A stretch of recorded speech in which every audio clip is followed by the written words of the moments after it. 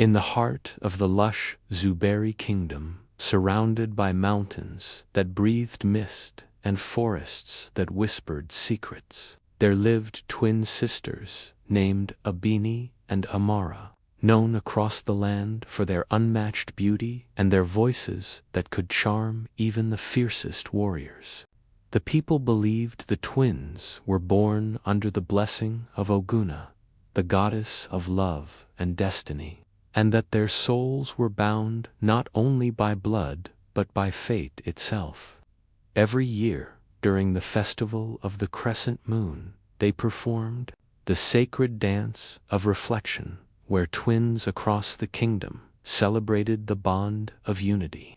But this year's festival would become a story whispered in fear for generations. Abeni, the elder by minutes, was bold and fierce like fire, her laughter echoing like thunder after rain. Amara, gentle and thoughtful, carried a calmness that soothed even the most troubled hearts.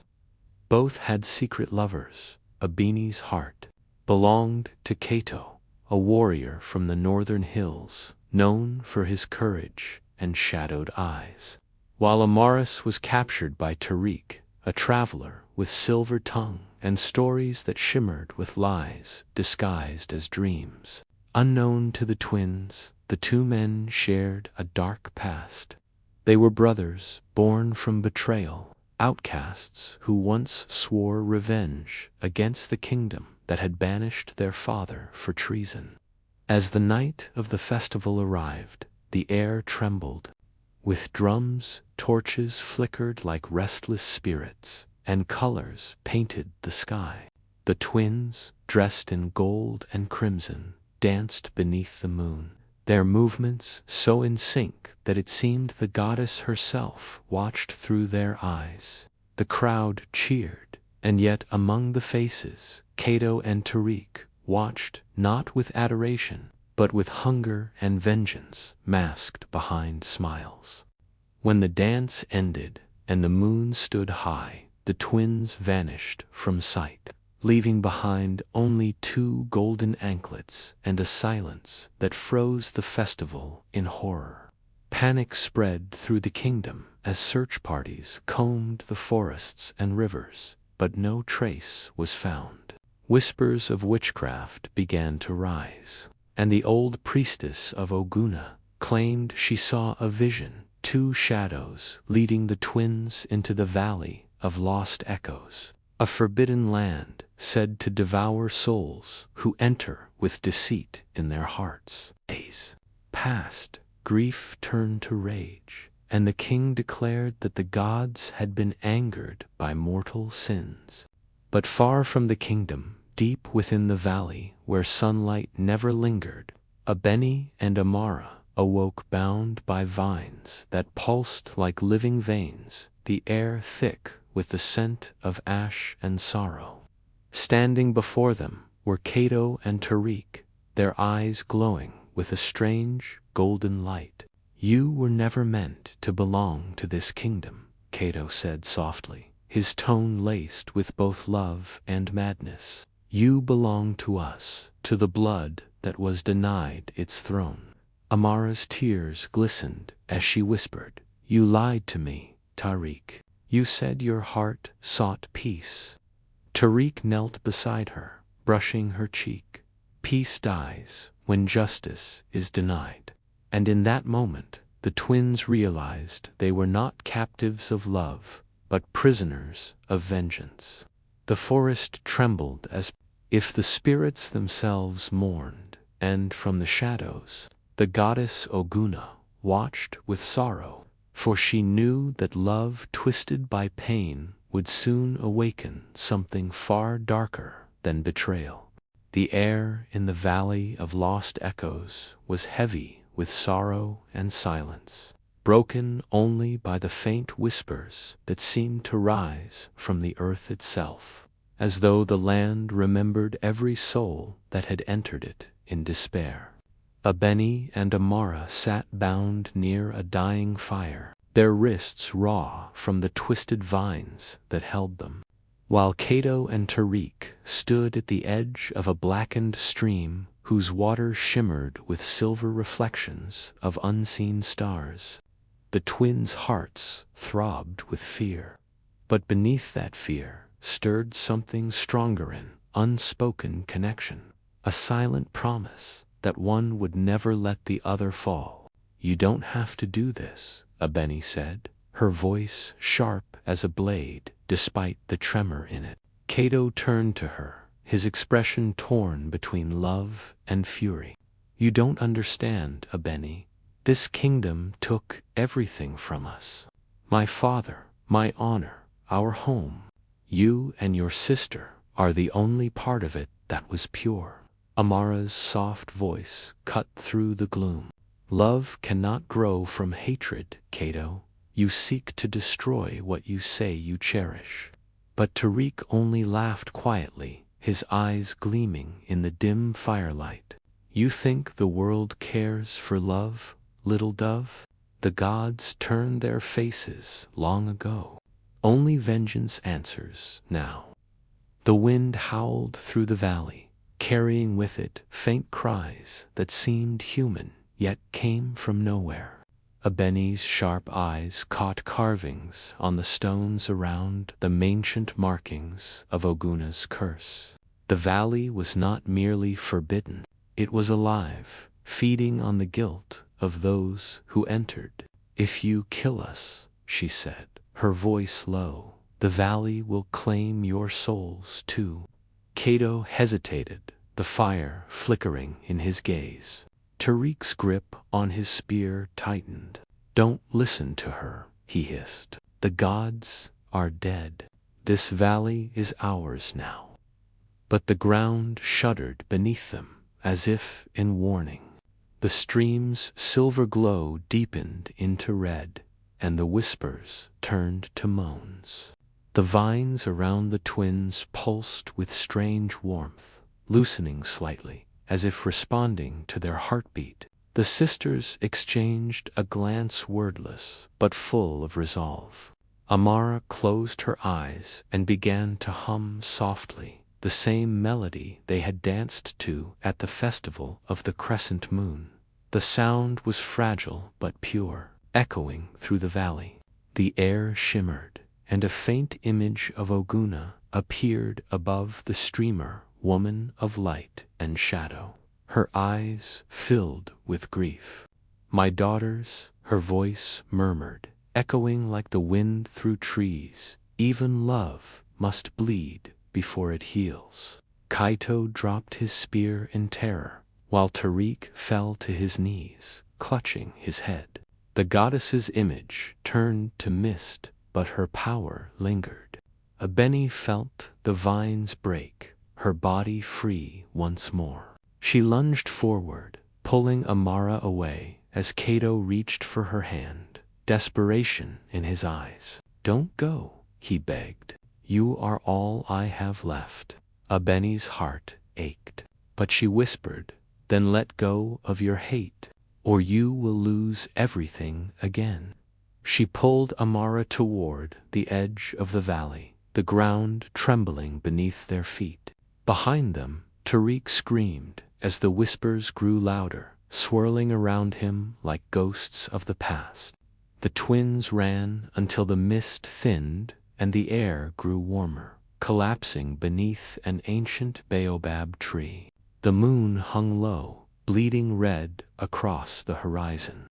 Amara wept silently, and Abeni stared into the distance, where the valley's shadows moved like living things. "We can't go home yet," Abeni said, her voice hollow. "Not until we understand why the goddess saved us."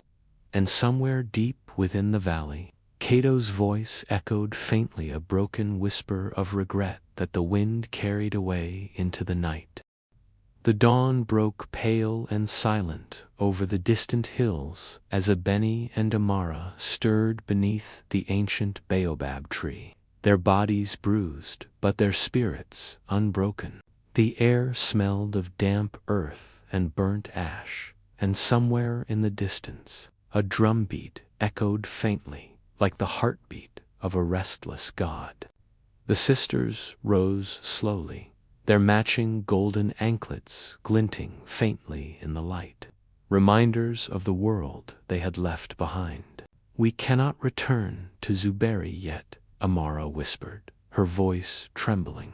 "They will think we were taken by evil spirits." Abeni looked toward the rising sun, her jaw tight. "Let them think what they wish. The truth is darker than any spirit tale." Her mind burned with the image of Cato's pleading eyes, his love turned venomous by vengeance. They had loved men who once swore to protect them, but instead delivered them into the hands of darkness. As they moved through the dense forest, the birds remained eerily quiet, and even the trees seemed to bend away from the path they walked. Every step felt heavy with the weight of unseen eyes. Amara reached for her sister's hand. "Do you think Cato and Tariq are still alive?" she asked softly. Abeni's lips tightened. "If the goddess wished them dead, they would be. But I fear she has a purpose for their suffering and ours." Their path led them to a small village shrouded in fog. The people there, wrapped in tattered robes and silence, looked at the twins with fear and awe. "You come from the valley," an old woman whispered, crossing herself with trembling hands. "No one leaves that place alive." Abeni bowed slightly. "We seek only rest and truth. The goddess spared us for a reason." The old woman nodded toward a crumbling hut near the edge of the village. "Then you must speak with Elder Nuru, keeper of the ancestral fire. He knows the stories the gods wish we'd forget." Inside the hut, the air smelled of herbs and smoke. Elder Nuru sat by a flickering fire, his eyes cloudy but sharp with wisdom. When the twins entered, he nodded as if he had been expecting them. "Daughters of Oguna," he murmured, "your return marks the stirring of an ancient curse. Long ago, the blood of your lovers' fathers was spilled unjustly. The kingdom of Zuberi built its peace upon betrayal." Amara's heart sank. "You mean our kingdom is cursed?" The old man's voice grew heavy. "It was the king's grandfather who betrayed the brother's father, falsely accused him of treason, and offered his sons to the gods as servants. The gods turned their faces, and the boys grew into men consumed by darkness. Their bloodline bears the mark of vengeance. You, too, are bound to them because your souls were chosen to end what began generations ago." Abeni clenched her fists. "We will not be pawns of curses or gods." The elder smiled sadly. "You cannot fight destiny, child, but you can change how it ends. Seek the mirror of Oguna, hidden within the valley's heart. Only through reflection will truth break the chains." As he spoke, the fire flared suddenly, forming the image of Cato and Tariq wandering through the valley, their bodies fading into mist, their faces twisted with torment. Amara gasped and fell to her knees. "They are trapped," she cried. "Their souls are being eaten by the valley." Nuru's voice was solemn. "If they perish there, the curse will consume the kingdom. You must return not as victims, but as daughters of light." Abeni helped her sister rise, determination igniting in her eyes. "Then we will face the valley again. If the goddess wills it, we will free them and ourselves." Outside, the sky darkened unnaturally, and thunder rolled through the mountains. Though no rain fell, the wind carried a familiar whisper, Cato's voice, soft and broken. "Abeni, forgive me." Amara's eyes widened. "He's calling you." But Abeni only looked toward the cursed valley beyond the horizon, her heart hardening like stone. "Then let him call," she said quietly. "When we return, he will face what he created." By the time the sun disappeared behind the mountains, Abeni and Amara had already begun their journey back toward the Valley of Lost Echoes. Guided by the faint hum of ancient spirits and the echoing voice of destiny that lingered within the forest shadows, the path ahead twisted through ruins, swallowed by vines and stones carved with symbols too old to name. Though the air was cool, the sisters felt a heat rise from within the ground, a pulse that matched the rhythm of their own hearts. "Do you feel it?" Amara whispered, brushing her fingers along the carvings of a fallen statue. "It's as if the earth remembers us." Abeni nodded, her gaze steady and fierce. "It remembers everything the kingdom tried to forget." The forest thickened, and the smell of iron filled the air as if blood had once soaked the soil. In the distance, a low chanting began, growing louder with every step. When they reached a clearing, they found a circle of masked figures cloaked in red and gold robes surrounding a stone altar. The air shimmered with magic, and in the center of the altar lay a mirror unlike any they had ever seen. Its surface rippled like liquid silver, reflecting not faces but memories. One of the masked figures turned toward them. "Daughters of Oguna," the voice echoed, ancient and layered with power. "The goddess has sent you to awaken what was forgotten." Amara stepped forward cautiously. "We seek the mirror of Oguna. We must end the curse that binds our kingdom and those we once loved."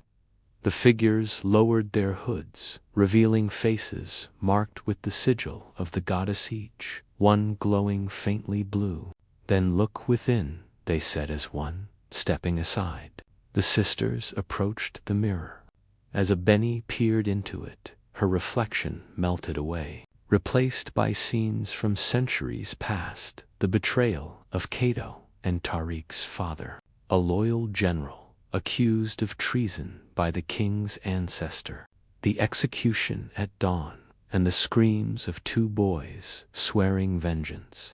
Tears welled in her eyes as she saw the foundation of Zuberi built on deceit. Amara reached for the mirror, and the reflection changed, again showing the goddess Oguna herself, weeping over the corruption of love, whispering, "Love without truth becomes a curse that feeds upon itself." Suddenly, the mirror began to tremble violently, the surface cracking like ice. The masked figures cried out, "She sees too much." The clearing filled with blinding light as a rush of wind tore through the trees. The mirror exploded into shards that floated around the sisters like stars. In each fragment, faces appeared, Cato and Tariq's anguished eyes staring back at them, their voices echoing from every direction. "Help us," Cato's spirit pleaded. "Free us from this endless shadow." The shards swirled, forming a spiral of light that pulled Abeni and Amara into its core. They fell through visions of love, betrayal, blood, and forgiveness until they landed back in the valley, standing once again where they had been bound. But the valley was no longer the same. Its darkness was alive, swirling like a storm, and the ground pulsed with the trapped souls of those consumed by vengeance. From the mist, Cato and Tariq emerged, no longer flesh and blood, but spirits bound by gold chains that glowed with sorrow. "You should have left," Tariq said, his voice hollow but full of longing. "Now the valley will claim you too." Abeni stood tall, her eyes glowing faintly with the goddess's light. "We came to end this, not escape it." The curse began with love, twisted by Lislet. It ended with truth. The air vibrated as Oguna's voice filled the valley once more, deep and mournful. Only through sacrifice will balance return. Amara's heart clenched. What kind of sacrifice? The answer came not in words, but in understanding. One of the twins would have to surrender her soul to seal the rift between love and vengeance. Abeni's breath caught, but before she could speak, Amara's hand found hers. "You've always protected me, sister," she whispered. "Let me protect you this time." Abeni shook her head fiercely, tears streaking her cheeks. "No, Amara, we face this together." The storm grew louder, the chains around Cato and Tariq tightening as the ground split open beneath them. The goddess's light descended like a veil, wrapping around the twins as they held each other, refusing to let go even as the world trembled. And from the heart of the valley, a cry rose, half love, half agony, carried to the heavens by the wings of fate. The world around Abeni and Amara pulsed with light and shadow as the voice of Oguna rippled through the valley like thunder trapped beneath the earth. The twins stood hand in hand, surrounded by swirling fragments of the shattered mirror, each piece flickering with memories of love once pure, now poisoned by pain.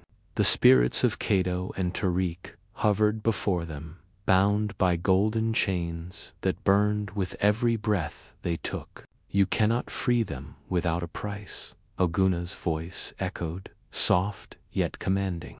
"The curse that binds this valley was born from mortal lies. Only truth sealed in blood can cleanse it." The sisters exchanged a silent look, hearts heavy but resolute. "Then take what you must," Abeni said, her voice steady despite the trembling of the ground. "But spare the innocent souls of this kingdom." The goddess's form appeared between them, radiant and sorrowful, her eyes deep as the endless sky. "It is not the kingdom that must be spared," she whispered. "It is love itself. When mortals corrupt love with deceit, even gods cannot mend what is broken. Yet I will grant you a choice. One sister may offer her soul to restore balance, or both may bear the mark of eternal wandering, bound to this valley until the curse fades with time." Amara turned toward her sister, tears glimmering in her eyes.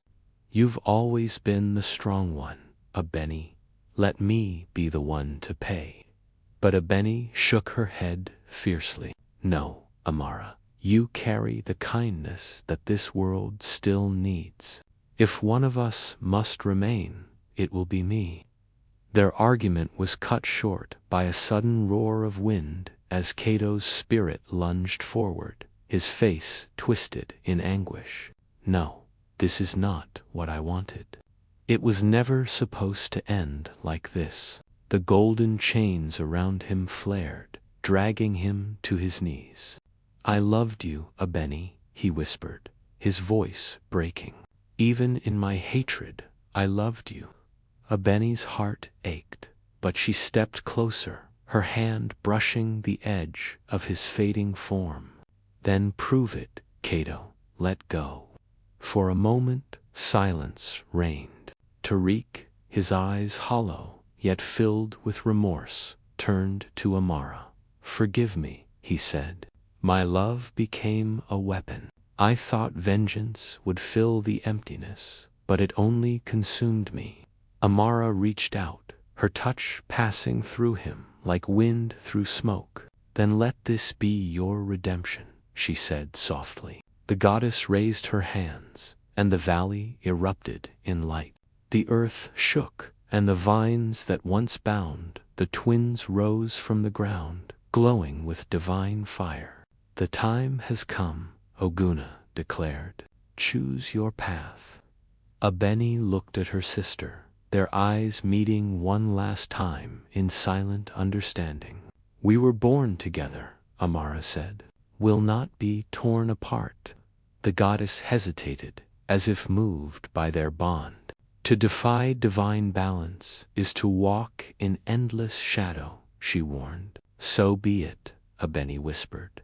Together, the twins clasped their hands and stepped into the glowing circle of vines. Their bodies began to shimmer, dissolving into threads of golden light that intertwined with the chains binding. Cato and Tariq, the men, cried out as the chains shattered, freeing their souls, which rose like mist into the heavens. The goddess's voice softened. So it is done. Love has paid its price. The valley fell silent. The storm dissipated, leaving behind stillness and the faint scent of rain. From the heart of the valley, a single flower bloomed, a white lily, glowing softly in the moonlight, its petals marked with twin golden streaks. Oguna looked upon it and smiled with both sorrow and pride. They chose unity over power, she whispered to the night. May their souls wander as one, guiding those who lose their way. As dawn broke over Zuberi, the people awoke to find peace restored, the air lighter, the shadows gone. But among the whispers of the wind, the voices of Abeni and Amara lingered, gentle, eternal, and full of love that defied even death. When the light of the goddess faded and silence fell upon the valley, the earth itself seemed to exhale a long, trembling sigh that echoed through the mountains and forests. The curse had been broken, yet Abeni and Amara no longer stood among the living. Their bodies had become radiant dust. Their souls merged into a single golden flame, hovering above the white lily that had sprouted from the sacred ground. Oguna, the goddess of love and destiny, watched the flame flicker gently and bowed her head. You have done what no mortal could, she whispered, her voice resonating through the valley. You have turned suffering into salvation. As dawn's light spread, the valley transformed. Where death had ruled, life now flourished. Rivers that once ran red with vengeance shimmered like crystal, and the trees bore blossoms of gold. Yet within that peace, a faint melody lingered, the song of the twins, carried by the wind across the land. In the kingdom of Zuberi, the people awoke to strange visions. Two women in flowing garments of light, walking beside the rising sun, their laughter mingling with the morning breeze. Some said they were angels, others the spirits of the lost twins who had vanished at the festival of the crescent moon. The king himself, haunted by dreams of his ancestors' crimes, summoned the high priestess of Oguna. Tell me, he demanded, his voice trembling, what penance must this kingdom pay? The priestess bowed deeply, her eyes glowing faintly with divine insight. The sins of your bloodline have been washed away by the sacrifice of two who bore no guilt, she said softly. But remember this, power without truth will always summon its own darkness.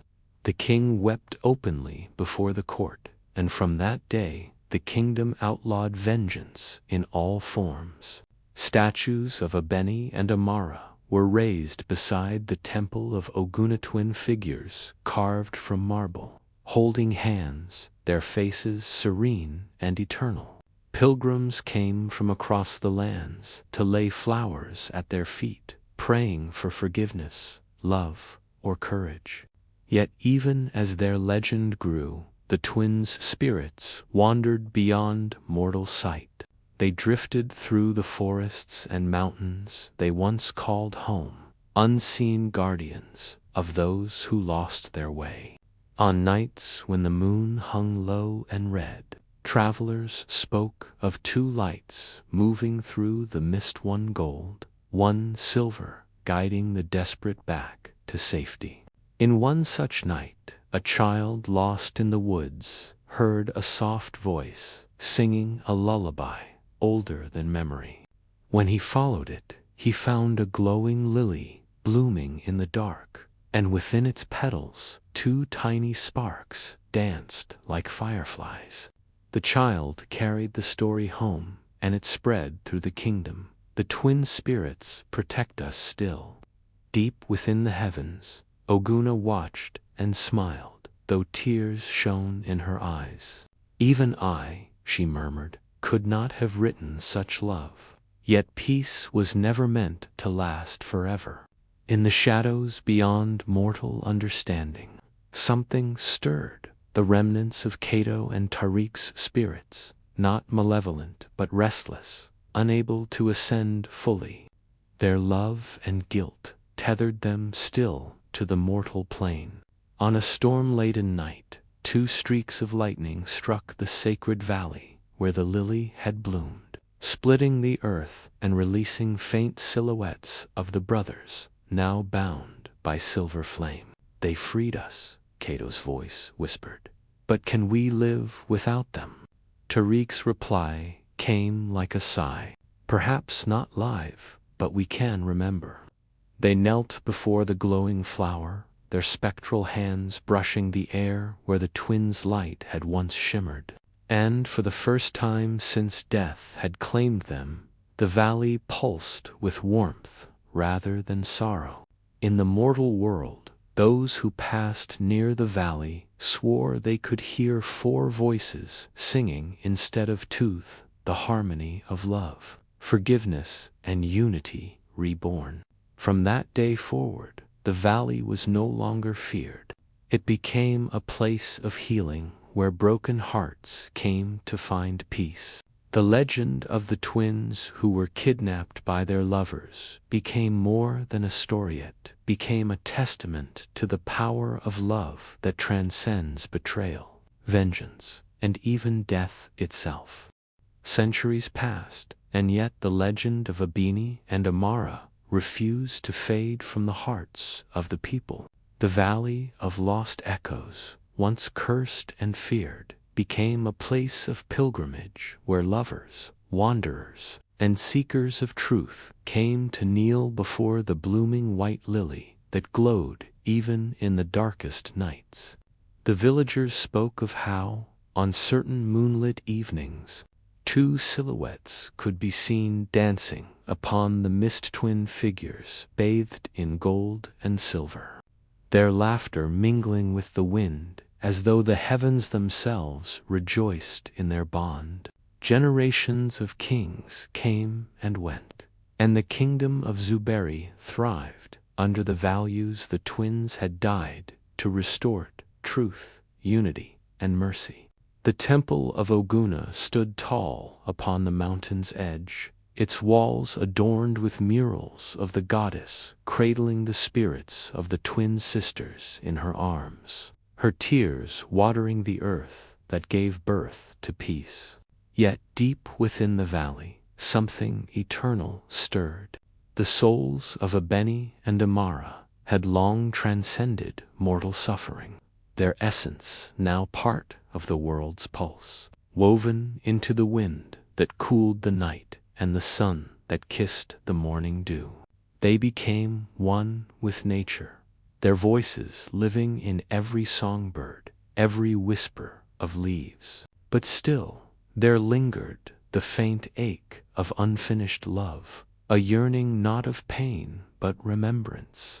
Cato and Tariq, their souls finally freed from the burden of vengeance, watched over them from the realm of spirits. In quiet moments, when the world grew still, their lights would join the twins, 2 flames merging into 4, swirling above the lily that never died. On one such night, when the moon turned red as it had on the night of the festival long ago, the goddess Oguna descended once more, her feet brushing the petals of the immortal flower. "My daughters," she said softly, her voice carrying through time, "your sacrifice restored balance, but your love gave birth to eternity. Would you wish to live again? The winds paused, the stars seemed to listen, and from the heart of the valley rose to golden lights, weaving together like a heartbeat. The voices of Abeni and Amara spoke as one. If we return, let it be not as those who suffered, but as those who teach what love truly means. Oguna smiled, radiant and proud. Then so it shall be. She raised her hands, and the valley exploded in a cascade of color gold, crimson, and silver, weaving into the dawn. Across the kingdom, children were born that night with matching marks of twin stars upon their wrists. And it was said that those children grew with hearts filled with compassion and courage. Among them, 2 young girls were born under the same moon, their cries echoing like a song remembered. The priests proclaimed it a sign. The spirits of Abeni and Amara had returned to walk the earth once more. As the girls grew, they shared dreams of places they had never seen, of a valley filled with light, of 2 men calling their names, of a goddess whispering promises in their sleep. When they came of age, they journeyed to the Valley of Lost Echoes, now a sacred garden filled with lilies that glowed in the moonlight. There, they knelt beside the ancient flower and felt a warmth spread through their hands as the air shimmered with invisible music. "Do you hear it?" one asked. The other smiled. "It's our song." And in that moment, they began to dance, their movements so perfectly in tune that even the stars seemed to sway. The goddess watched from above, her eyes glistening with tears of joy. "And so the flame endures," she whispered. "As long as love remains true, it will never die." The valley glowed brighter than ever before, and those who passed by that night spoke of seeing 2 twin girls dancing with light in their hands and halos of gold around their heads. From that day on, the tale of the twins who were kidnapped by their lovers was no longer told as a tragedy, but as a legend of rebirth, of how love, when tested by betrayal and death, became the fire that forged eternity. The winds carried their story across lands and generations, turning sorrow into hope and fear into faith. And when the moon rose full and red once more, the melody of the twins' laughter echoed across the valley, eternal and free, reminding all who heard it that love, in its purest form, is stronger than time itself.